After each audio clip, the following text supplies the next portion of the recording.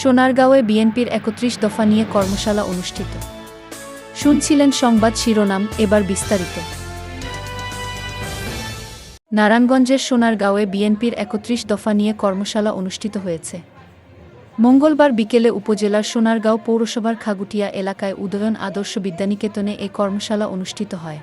সোনারগাঁও থানা মহিলা দলের সভানেত্রী সালমা আক্তারের উদ্যোগে এ কর্মশালা অনুষ্ঠানে অন্যদের মধ্যে উপস্থিত ছিলেন পৌরসভার ২ নং ওয়ার্ড বিএনপির সভাপতি জাহাঙ্গীর হোসেন ও স্থানীয় সমাজ সেবক হাবিবুর রহমান।